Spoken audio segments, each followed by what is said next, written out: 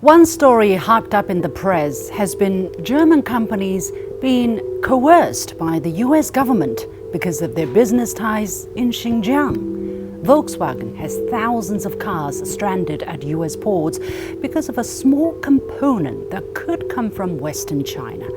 The chemical giant BASF is facing similar pressure. Both companies might have to leave the region. Who are the bad guys here? The Chinese authorities, who brought stability and growth back to the region? The multinationals, who are simply trying to do business? Or the US government, who enacted a law based on lies and is now invoking it to strong-arm foreign companies in their investment decisions?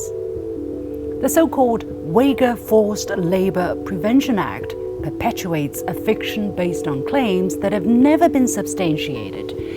Volkswagen has debunked such baseless accusations when an independent audit found no sign of forced labor at its Xinjiang site.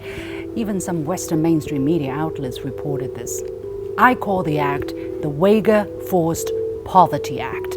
It ostensibly protects them, but in practice harms them by depriving them of their right to work.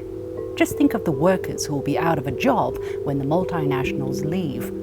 The law also bans all goods coming from Xinjiang unless importers can prove that there is no forced labor involved. This is to collectively punish the Xinjiang people based on hearsay and to economically disenfranchise the Uyghurs, the Muslim group that the US suddenly cares so much about.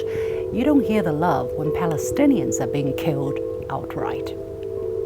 The US talks about competition with China. If these are the kind of rules that we need to play by, forget about it. China cannot play in a game where the US is the judge, jury, and executioner at the same time.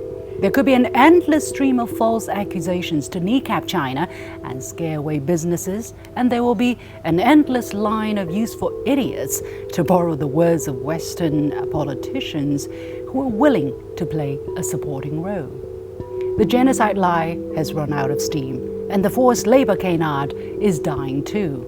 1.5 years after the US ban took effect, Xinjiang's cross-border trade is booming. Last year, its exports to Central Asia, for instance, rose by 23%, and its overall cross-border trade is set to grow further. I personally witnessed huge wind turbines being transported through customs. The US is alone in trying to isolate Xinjiang. Now, the law may force some companies to leave Xinjiang, but it won't stop them from staying in China.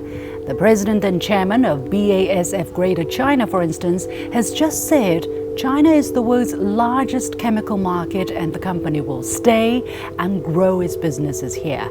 And they're not the only ones. German direct investment in China reached a record high, and I repeat, a record high of 12 billion euros last year. They clearly see where the future is.